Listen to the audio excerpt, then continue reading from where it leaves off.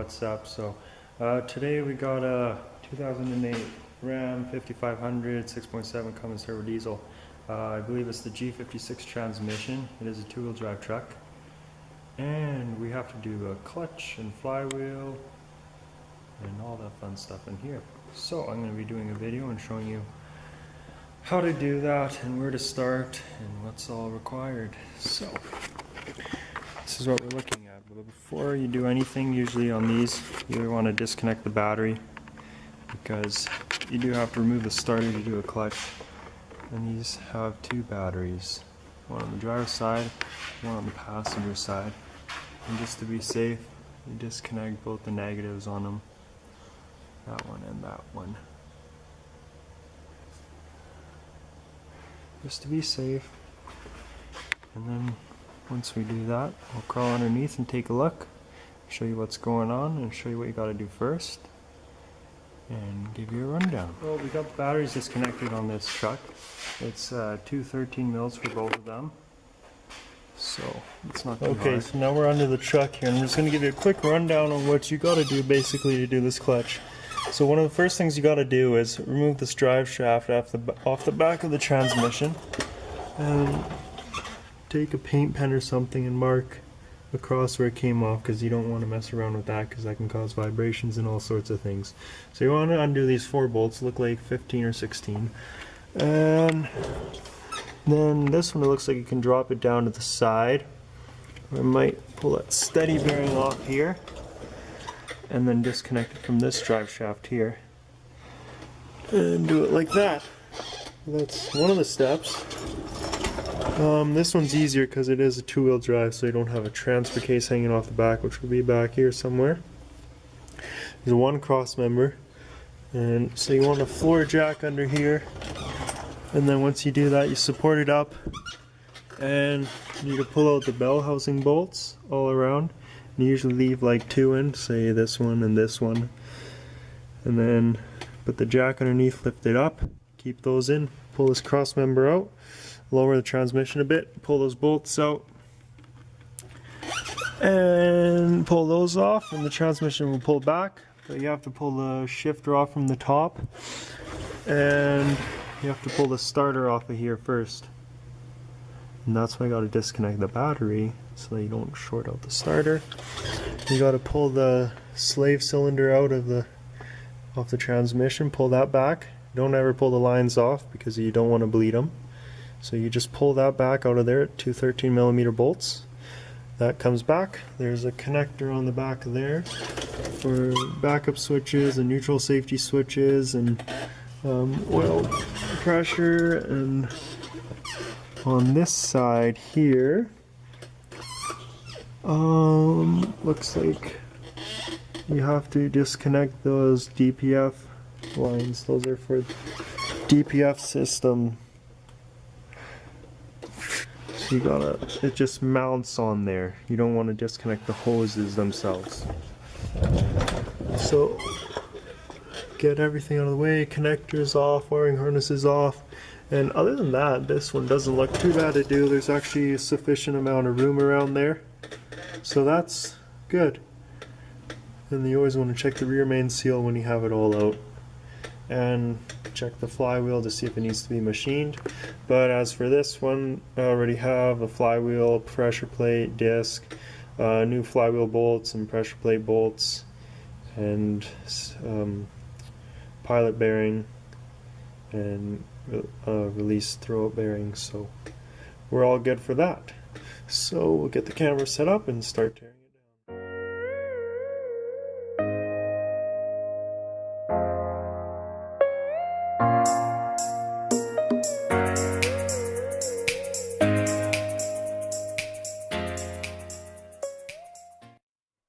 For this, I'm going to pull these rubber trays out,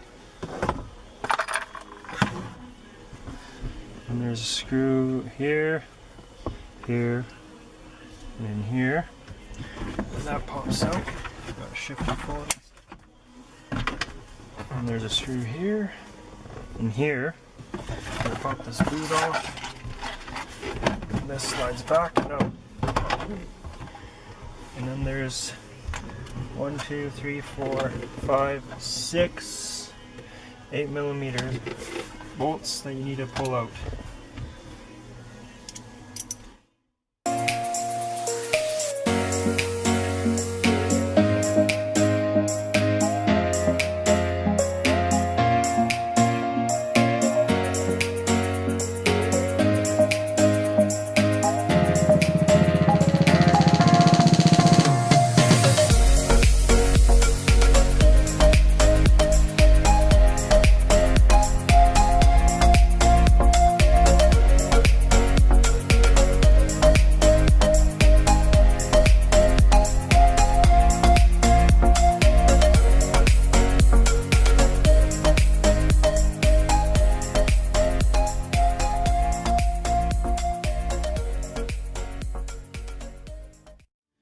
We're just going to take the pressure plate off now.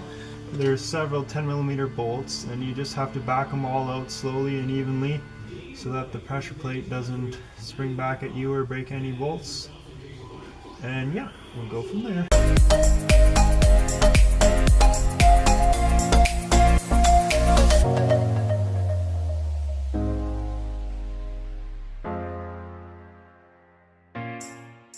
Alright, so for this slave cylinder, line goes up here between the cab. You can see it mounts there with those plastic clips. And there, one in there, and then it goes up into the engine bay. So we'll go up top after we disconnect these, and look at that. There we go, we undid those clips along the frame rail, and we got that going up. It's free into the engine bay. So we'll have to go up there and unbolt that from the top now. And the new unit is a sealed unit already with fluid in it, so we don't need to mess around with bleeding it or any of that fun stuff, which is really nice. You just pop those clips open, little tabs, and you just pop in there with a screwdriver and they flip open, and that way you can reuse them. So here's that reservoir, and we'll go take a look inside as to where it bolts up. But it does bolt up on the inside.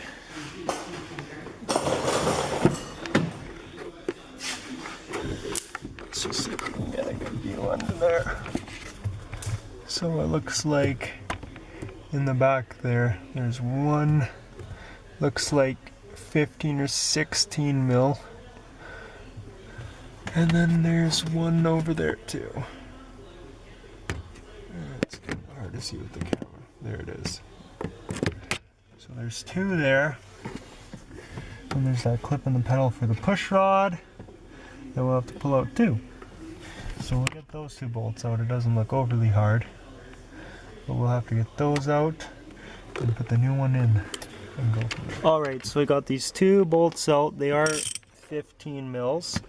Or nuts, sorry, not bolts. And then this clip from the clutch pedal. This holds the push rod into that master cylinder there. Or, yeah, for the clutch cylinder.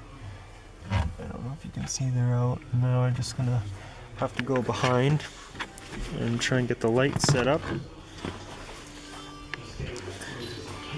And see if we can kind of pull it out or not.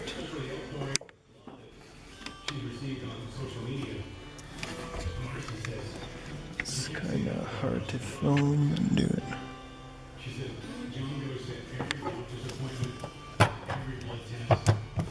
There we go. Just like that, it's out. It's out. So now we'll just have to kind of wiggle it out there, and I think you pull it out the bottom is easiest.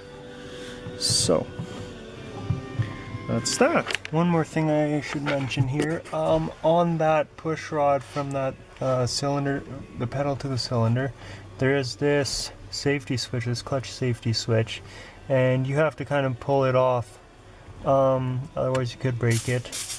There's a little plate that slides over, you push two tabs in at the end, slide the plastic plate back, it pops up, and you push this off over the rod. Then when you put the new rod on, goes this way and it clips on with these white things down here, and just ensure that it's operating properly, or else you might not have a truck that'll start after. So make sure you do that, otherwise you might run into problems after. But we did get the cylinder worked out and it's hanging in the bottom now, so we'll have to go underneath and pull it out. Alright, so we're back underneath. As you can see, I kind of put that reservoir and cylinder to hang down here, so that just pulls right out of there, and the push rod stayed in this one. So that's how it goes. The white end goes in there first in the cylinder, and this piece of foam, and then the safety switch goes on this side, so this black part of the rod pushes down on that safety switch, which makes contact and allows you to start the truck. So you do not want to break that switch. So now we can put the new one back in, and put the flywheel on, torque it up, and pressure plate and the disc and align them, and the pilot bearing and the throw bearing, and grease everything up on that end. And I'll show you that when we get there, and then everything's ready to go back together, and maybe we can even finish it tonight. So alright, we got that up there finally. Took a little bit of routing, so now we got to go inside the cab, put that new push rod in, and put the nuts on there. And that sums up another part of that. So it's going together pretty good now. I don't know if you hear that bug zap in the background going off crazy, which is good.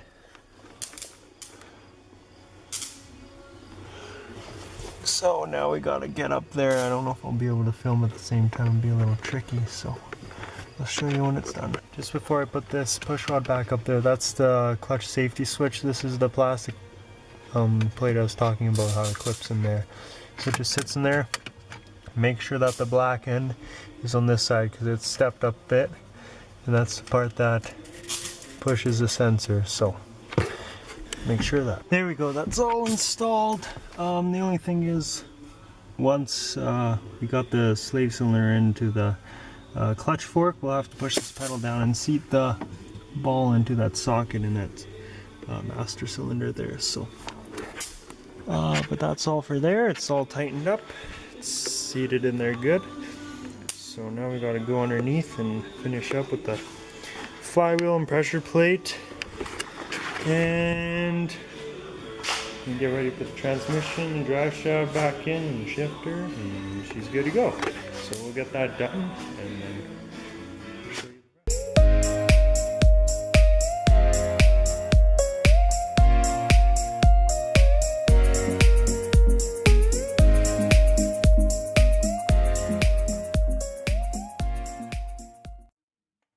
Some research, I found that they're saying for this single mass flywheel or a solid flywheel like this, they're calling for 70 foot-pounds for these crank bolts, and these are 19 mils on this particular kit.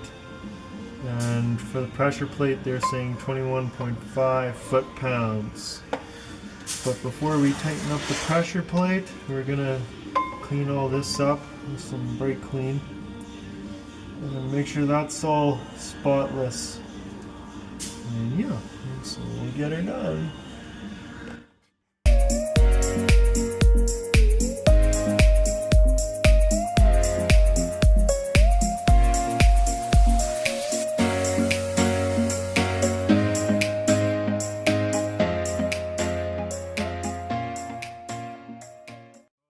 Pressure plate and flywheel all torqued up and in.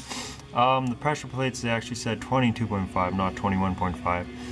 I always like to go around there a couple times. When you're tightening the pressure plate up, always go a little bit at a time, because you don't want to wreck that disc at all. So you go around slowly and slowly put it down. There's no rush on that.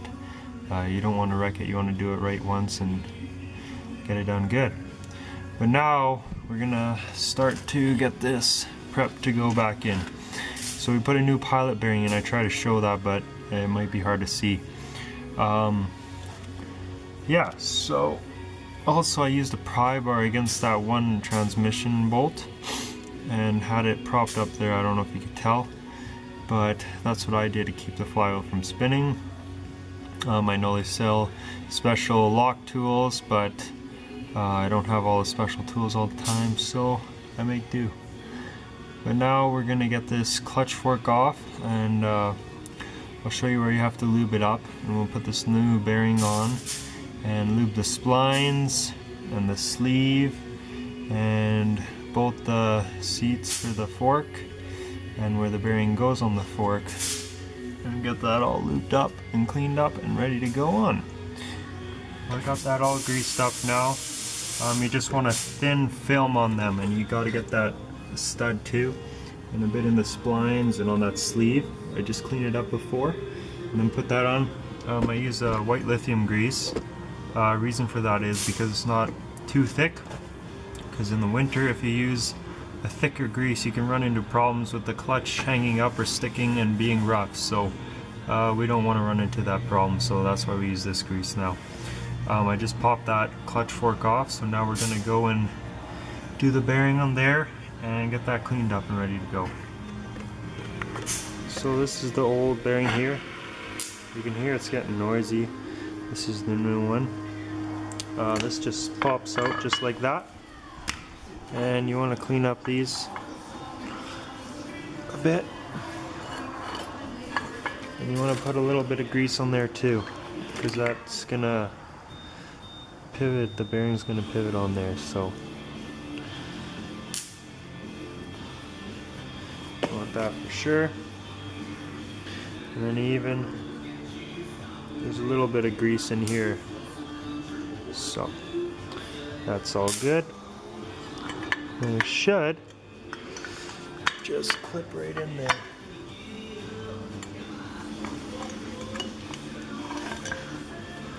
Just like that. This side didn't clip in yet. There we go.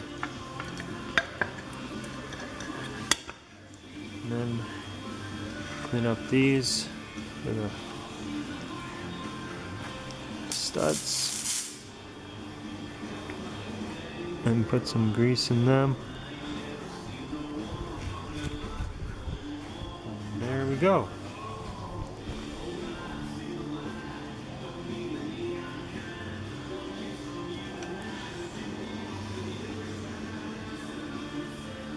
You don't want a whole lot because you don't want any grease getting on the clutch disc or pressure plate, so that's not good. So there's that. We'll go put the fork back in. Get ready to put the transmission in.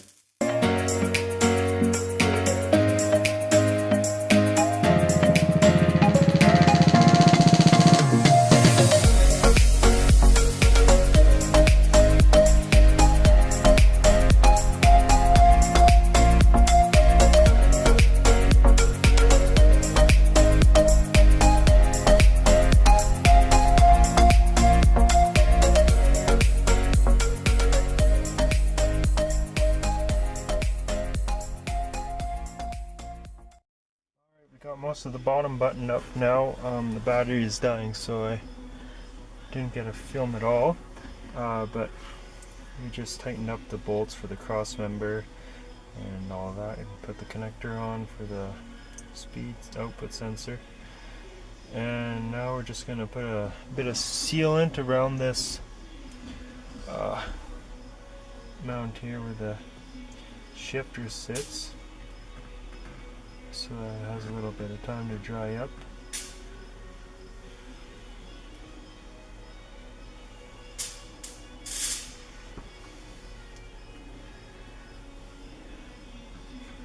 Then we'll get it all buttoned up and put the drive shaft underneath. Need to connect the battery, need to check the fluid level in the reservoir for the clutch, and the shifter in. And that's about it. So we're done pretty soon here.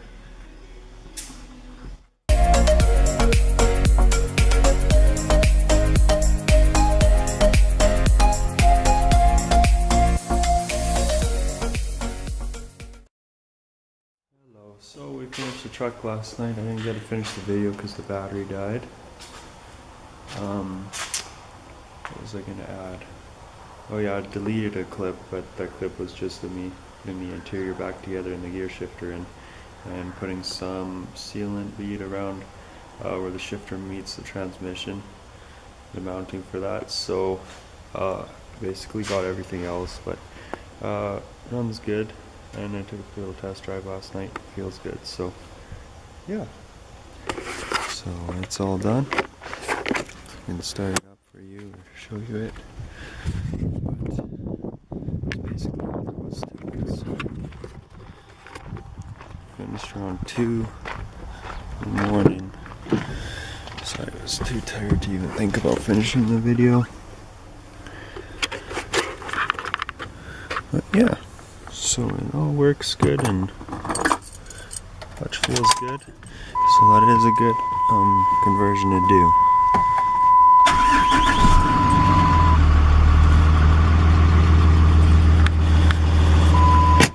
Like I said before, the clutch was slipping.